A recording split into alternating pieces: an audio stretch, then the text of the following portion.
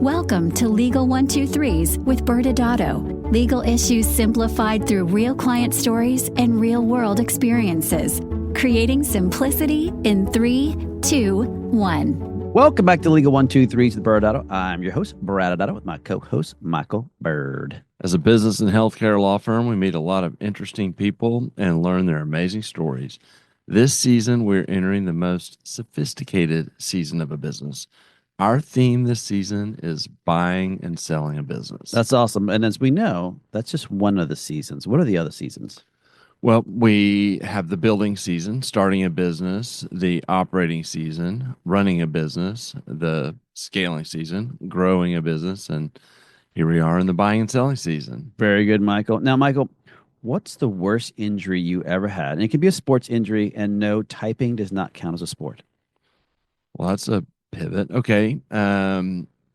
Actually, I've been pretty miraculously healthy. Okay. And I'm feeling grateful all of a sudden, Brad. Oh, I mean, I've had tennis elbow issues Sure. and the typical shoulder strains and muscle pulls that come with being old, but he admitted that. You heard that, Kennedy. I've not had to have surgery or any broken bones. Well, I guess unless you count my pinky. Oh. What about you? Well, up until recently, I think the worst injury came my freshman year in football. Now, picture this, Brad, 100 pounds soaking wet, solid 5 foot, just 5 foot machine, football machine, right? You said picture this. I can picture the 5 feet tall, not the 100 pounds, though. Yeah, I just walked right into that one, didn't I? All right, so we're playing this JV football team, and the other team had a bunch of juniors, and they didn't make their varsity team. Oh, so that probably was a pretty strong JV team. They were. Yeah. And right when I'm about to tackle one of their biggest guys, and guess what happens? He runs right over me like a speed bump and knocks me out cold. Oh, did you see stars? Yeah, it was more like comets and meteor showers. And I woke up, my coach was just my freshman coach was just standing over me, asked me if I was okay. And I said I was. So the good news was I played the rest of the game because back then no one knew when you got your bell rung, you weren't supposed to keep playing. Well, it does beg the question, did y'all have helmets back then? Yes, and we didn't wear leather helmets like you did when you played football. But you're forgetting I'm a tennis player. So what injury do you wish never happened? I think I would say up until recently, if you asked me that question, it would have said right before my senior year of soccer, I twisted my ankle pretty good in practice. And basically my entire senior year, I played on that and just never seemed to heal itself. However, as you know, recently I did get the fun news of tearing my rotator cuff. And I wish I could say I was doing something amazing, like saving someone by, climbing up a building or something. But no, I was just doing weightlifting and did something that 50-year-olds apparently are not supposed to do. So what about you? What injury do you wish you never had happened? I guess the most annoying injury I had was back in 2018 because we were taking it for us a big trip to Hawaii, and it was like the week before the trip, and it was a Sunday, and I was out throwing the football with Aiden, my son, and just randomly caught the ball funny, and it broke my pinky finger for the third time. Every time it's happened catching a football, you'd think I'd learned the lesson to stick with tennis. Yeah. But it took over a year for the finger to stop hurting. I would just, there's nothing you can do, but then I would re-break it just doing the randomest things. And so it was very annoying. I'm super surprised you didn't get rushed to the ER to protect your state qualified typing fingers. That's interesting, Michael. Now, all right, Michael. I had to adapt. Oh, yeah. Good for you. Yeah. Good for you. Taped it up. Get back in there. Yeah, exactly. Cut it off. Yeah, just oh, that's like a dark fast again. I keep picturing us in the nursing homes, reminding us of the glory days with our grandkids, and they roll their eyes, and we're like, back in my day, I wrestled a 300-pound lineman and lost. Yeah, I actually have a tennis story that every time I say it, it makes me sound like Uncle Rico from Napoleon Dynamite. If you want your movie reference for the day. That's good. For those, that's the shoulda won state. And I know how ridiculous it sounds. I picture myself as Uncle Rico every time I start saying it, and yet I find myself still telling it sometimes. But I'm assuming, Brad, that injury talk doesn't have to do with today's story. Most likely not, Michael. But I want to share this wild M&A deal we were involved in recently. Okay, Brad. First, this is a show where we're supposed to share stories with our audience. Good point. So let's not skip over the term M&A. Yes. So audience, M&A, it's a fancier word than buying and selling season. We said we're in the sophisticated season. M&A stands for mergers and acquisitions, and it's essentially the buying and selling of a business. And the merger is a legal type of way to accomplish a business coming together with another business, and an acquisition is probably more intuitive. It's a buyer buys a business from a seller. Of course, there's a couple of different ways that can be done as well. Well done, Michael. Good job of dealing with our vocabulary word there. Okay. So we had our client, Mr. Fletcher Reed, a serial entrepreneur who was looking to sell his company. The buyer, Dr. Audrey, is a well-known physician who had previously a rocky relationship with Mr. Reed. The parties had worked together in a prior arrangement. At the end of the last deal, the buyer had, the buyer being Dr. Audrey, had a rather kind of hostile disposition to Mr. Reed. So you're seeming to break the pattern you've been on recently of naming your characters off of whatever we've been talking about in our opening. So they have a reason. I'm sure you have a reason for these names. They sound random, and yet I'm a little afraid to ask. So I'm going to move on for a moment. Okay. So it sounds like a soap opera already before it even gets started, just with the very, beginning introduction you have on that. So did these issues happen right away, like in the initial letter of intent phase?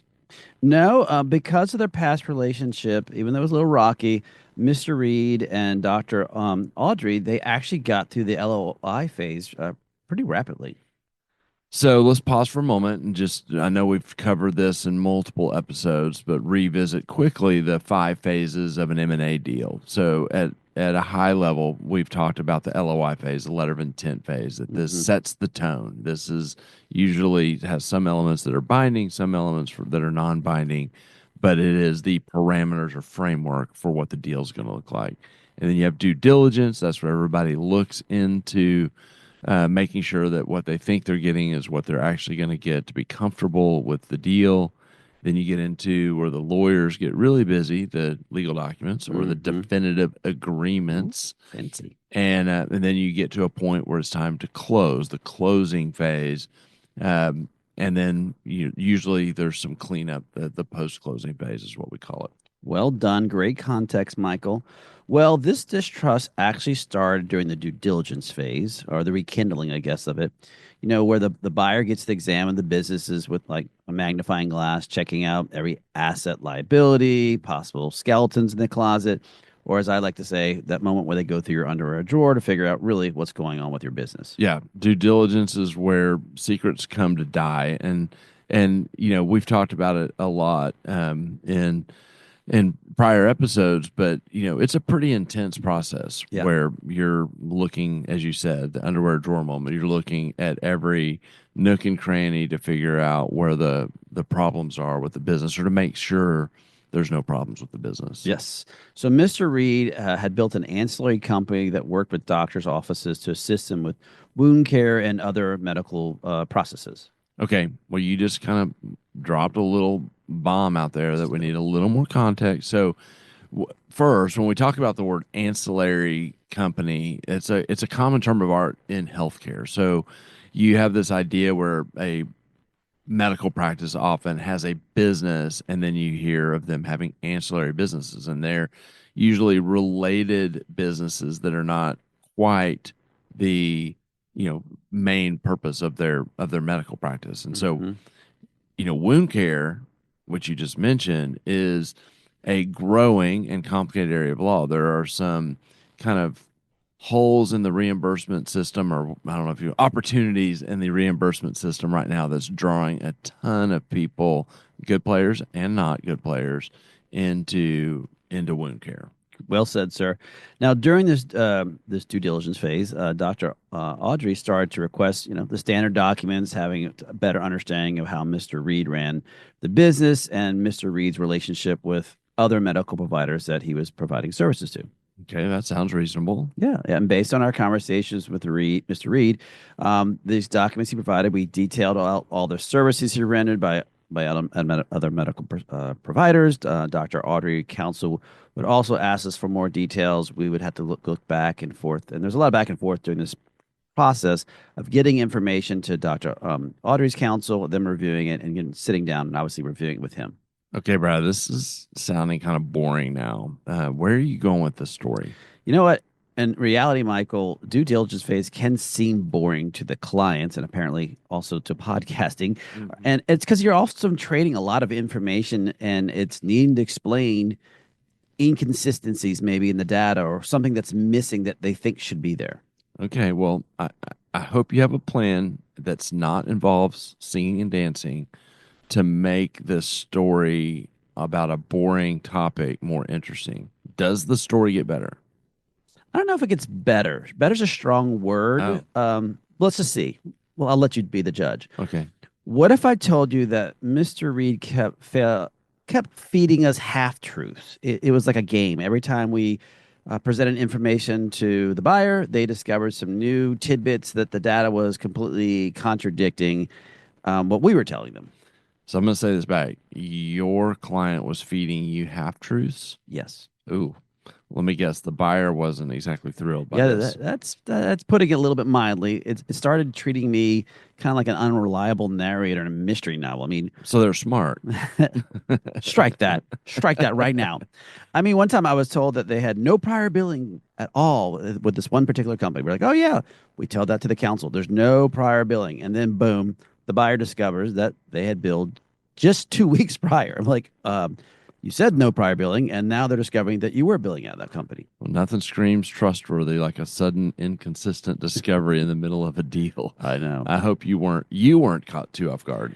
I think I aged a decade every time I open an email. No. I mean, Mr. Reed, and as you can tell, I can't get much older than this. You know, Mr. Reed, he just kept going over stuff and glossing over certain red flags that Dr. Audrey's counsel would raise with us. It felt like each time we'd have to pull more information from Mr. Reed. It was like attempting for him. He was trying to hide an elephant under a rug and hope that nobody noticed it. Well, news alert. I think both of us have just gotten into a new level of self-awareness. We both called ourselves old during this episode. I was old because of him. Oh, I aged. Yes. But, well, I'm debating what's worse, dealing with a dishonest client, a bad attorney on the other side, or a dishonest opposing party. This story seems to have the dishonest client element to it. Yeah, all three are bad. I agree with you that. But for us, it was like playing a whack-a-mole with half-truths. Like I kept telling Mr. Reed, look, you've got, if you're going to go to market, you've got to spill it all, the good, the bad, and the really ugly stuff. And how did he respond? We learned that he was secretly building the Death Star. Got so far into the episode, and you had to come in with your Star Wars reference. What really happened, Brad? Honestly, Michael, it was like death by 1,000 paper cuts. Nothing outrageously or catastrophic. Like there's just so many contradictions and maybe somewhat cover-ups that white lies. Maybe that he thought were lies. Yeah. But Dr. Audrey's lawyers finally hit the brakes. They couldn't trust any part of the deal anymore, and quite frankly, it was hard for us to even figure out if we actually understood the truth as we were trying to explain it to buyer's counsel. Well, so with all this noise in the background, how is the actual deal itself progressing? Painfully slow, as Dr. Audrey's counsel had already started doing the deal docs, and each new discovery required new disclosures and schedules, and the reps and warrants had to be updated. So it was just the flow of the deal was kind of being messed up. And further, because Dr. Audrey was in the same industry, Dr. Audrey was getting additional information to his counsel that Mr. Reed was not sharing with us. So it was like, word in the street, A, B, and C, and all of a sudden it come back to us. And it didn't look good in the negotiations because we had to keep backpedaling our prior comments that Mr. Reed had shared with us, which ended up being not exactly correct. It sounds like death of 1,000 paper cuts, maybe a bad TV movie. Well, let's go into commercial, and when we return, we can talk about the legal implications of trying to hide your secrets during due diligence. Many business owners use legal counsel as a last resort rather than as a proactive tool that can further their success. Why? For most, it's the fear of unknown legal costs. ByrdAdatto's Access Plus program makes it possible for you to get the ongoing legal assistance you need for one predictable monthly fee. That gives you unlimited phone and email access to the legal team, so you can receive feedback on legal concerns as they arise. Access Plus, a smarter, simpler way to access legal services. Find out more. Visit ByrdAdatto.com today. Well, welcome back to Legal 123s with ByrdAdatto. I'm your host, ByrdAdatto, with my co-host, Michael Byrd. Now, Michael, this season, our theme is buying and selling a business. And we're talking about real stories that pop up in this wonderful season. Let's do a quick recap. So we have Mr. Reed, which is your client. Yes. Correct me if I miss anything along the way. And then we have Dr. Audrey, who is the buyer or potential buyer in a deal from Mr. Reed's business. And they had a past together that wasn't necessarily great, a little friction. And so they started, started in a deal that had already been kind of moving along because of their past history. And you started looking like a fool because your client would tell you one thing, and then as you shared it with the other side, it would turn out that that was untrue. And so it was one, we call it half truth, but we're being nice, lie after another that probably didn't feel like a lie, but in any event, it seems that our client, Mr. Reed, was hiding some secrets and hoping that he could kind of navigate this deal without those coming out. Yeah. Before we jump back into the story, let's take a step back and because it's complicated when you have a client situation like this. Let's talk about the attorney-client relationship. Yeah. Now, Michael, is that like having a secret club where there's a handshake or something like that? It's a bit more formal than that, Brad. Okay. The attorney-client relationship is essentially a bond of trust between a lawyer and their client. In fact, us as attorneys owe what's called a fiduciary duty to our clients. It's the highest level of trust, and we have all these rules that go with our license on how we're supposed to treat our clients. And the flip side is there has to be, a mutually trusting relationship. It's crucial because it allows clients to be completely honest with their attorneys without fearing that their secrets will be spilled, like coffee on a Monday morning. Oh, that sounds terrible. That sounds very serious, So if I'm a client and I just kind of go in my attorney's office and I can spill like all my embarrassing stories to them? Yes. You might save some of them, like your dance moves or some of those other things, for happy hour. Wait, I said embarrassing. My dance moves are amazing. Okay. Yes, in all seriousness, Brad, you should feel free to share relevant details about your matter. The attorney is legally bound to keep your secrets because of the attorney-client privilege. Well, that is a relief. Let me give an example. What if my secret involved, I don't know, being the culprit behind writing reviews about a podcast that needs more Brad and less Michael? Is that attorney-client privilege? Is that protected? Interesting hypothetical. If you disclose it to your lawyer, they have to keep that secret. Even if it sounds like a horrible idea, they have to keep that secret. The privilege cannot be disclosed without your permission. So, unless you're planning to disclose something like this, I don't know, on a podcast, while you're on the podcast, your secret should be safe. Okay. But why is this whole confidentiality thing so important? I mean, besides keeping me out of trouble with my co-host, allegedly, if I had done these things. Theoretically, yes. Theoretically. Yes. Well, I mean, think about it in terms of the story here. I mean, there was, clearly some information there that if the clients can be open and honest, it helps you as the attorney provide the best possible advice. I mean, when you think about having help on a deal like this, and someone like Mr. Reed is probably thinking, I want to get the deal done and I don't want the terms to be affected, so I'm going to leak little information and half truths as I can to try to control the scenario of how everything's happening. But that completely misses the mark of the function of why you have an attorney. I mean, you're there to lead them through the entire process and guide them. And so if you as the attorney have the information, then you kind of know, okay, we can go door A, door B, or door C. Now, they may not be as seemingly optimal as if you didn't have that, bad information, but that bad information's going to come out in some way and hurt you. Yeah. So what I'm hearing, if I'm listening to you, this sounds essential, and there's no secret handshake needed. That's good to know. Just trust and some good legal advice, right? You said it back correctly, Brad. Though Whew. a secret handshake would definitely add some flair to the legal profession. Ooh, note to self: develop secret handshake. Got it. Yeah, I don't think it'd be good for ByrdAdatto branding if you did that, Brad, because I'm picturing a Star Trek like secret handshake. Um, Okay, and hold on. Deleting note. Delete. yeah, Delete. fair. Good. Good. Way to listen. Well, so let's go back to Mr. Reed. What happened with that sale? In the end, believe it or not, it was not one misrepresentation that actually killed the deal. It was discovered that Miss Reed may have exaggerated some additional connections with other medical providers, and that just that we couldn't prove it. And Mm, Dr. Audrey's counsel just came back to us and basically killed the deal.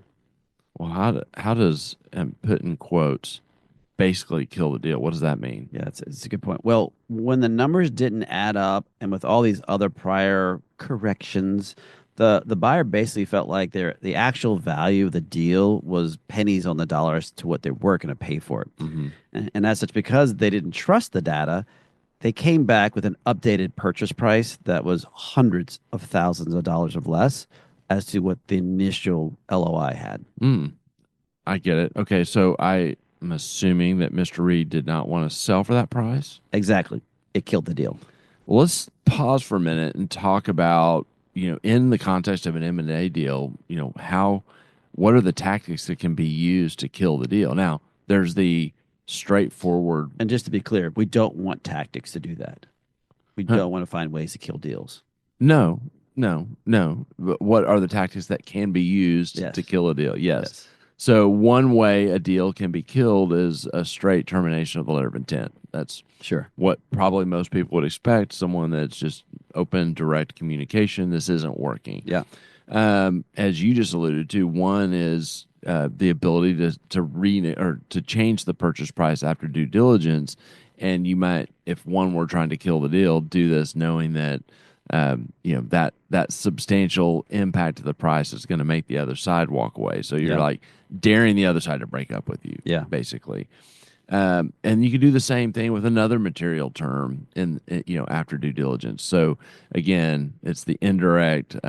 You change the terms and try to make them be the one that breaks up. And then the other thing that we see happen pretty commonly in private equity deals is that all of a sudden it's just crickets. Yeah. And oh, we've got a bunch of other closings happening right now, and you're next on the list, and we'll get to it, and it just drags and drags until it quietly dies due to kind of deal fatigue. Yep. No, all good points.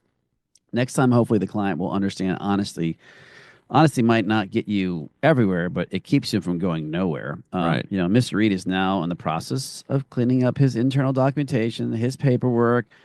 He's got an accountant involved. So hopefully next time he tries to sell, he won't look like a liar. Oh, Brad with his movie thing. I just got it, Brad. Was Mr. Reed Jim Carrey's character in a movie? Yes. Gold star for Michael. Put it up there, Okay. Kennedy. Jim Carrey did play a character, Fletcher Reed, as an ace lawyer in the courtroom. But his dishonesty and his, let's just say, the way he acted ruined his relationship with his wife, Audrey. And the movie was called Liar, Liar. Look at you, Brad, getting the movie in on me. Okay. Yes. Well, here we are wrapping up towards the end. Tell me what final thoughts you have. Yeah, let's remember that the entire reason you hire an attorney in an M&A deal is so that you can provide, that the attorney can help provide the expertise needed to navigate. Look, these are complex transactions, and they're there to help protect your interests by fully disclosing all of the relevant information and factors. It will enable your attorney to conduct a comprehensive due diligence, identify potential risks, and most importantly, craft strategies to mitigate any future liabilities that you have post-closing. These transparencies help in drafting these agreements, and then obviously, hopefully, avoiding costly mistakes down the road. And more importantly, unlike this deal, having a smoother transaction throughout the entire process. And ultimately, an informed attorney can actually better safeguard your interests and hopefully not have a deal die like this one did, or protect you on, like I said, in those post-closing obligations. Cool. Well, kind of my wrap-up thoughts, Brad. One thing we haven't talked about is the other downside to lying during due diligence. What happens if he would have actually gotten away with it? Yeah. He let's just play this out, and he feeds you half truths. You know no different. You don't learn of anything. The buyer's not really dotting I's and crossing T's, and you get all the way to closing and you sell your business. Well, this actually is his worst case scenario, because the legal repercussions are massive. So let's start with this. In the legal documents, there's tons of representations and warranties that the seller has to say, these things are true about my business. That's correct. And if he doesn't tell his attorney the truth, then you don't know to either negotiate those or list them in the disclosure schedules, which is kind of like these representations are true except for what I've disclosed on this schedule, and that's where you could do your work of helping him say this information is on the table. So now you have a situation where there's these reps and warranties out there, and in the documents there may be financial penalties, there could be holdbacks, there could be other earnouts that are penalized from that, and then there can even be liability directly for, first, breach of contract. Yep. And even worse, for fraud. And so you see, stories in the news of big deals, billion-dollar deals, where they're getting sued afterwards because, the seller didn't disclose adequate information or withheld information that, threatens, the entire transaction. And they're in this bet the business type lawsuits that drag on for years. And so, Mr. Reed may have thought he was getting away with something, but, it was way worse, would have been way worse than my broken pinky. Yes, that sounds like it could have been. Yes. Well, good. Well, Michael, guess what? Next Wednesday, we'll be back with series regular and our partner, Jay Riero, who will be talking to us about when someone wants to yell out during an M&A deal, "Show me the money!" Thanks again for joining us today. And remember, if you like this episode, please subscribe, make sure to give us a 5-star rating, and share with your friends. You can also sign up for the ByrdAdatto newsletter by going to our website at ByrdAdatto.com. ByrdAdatto is providing this podcast as a public service. This podcast is for educational purposes only. This podcast does not constitute legal advice, nor does it establish an attorney-client relationship. Reference to any specific product or entity does not constitute an endorsement or recommendation by ByrdAdatto. The views expressed by guests are their own, and their appearance on the program does not imply an endorsement of them or any entity they represent. Please consult with an attorney on your legal issues.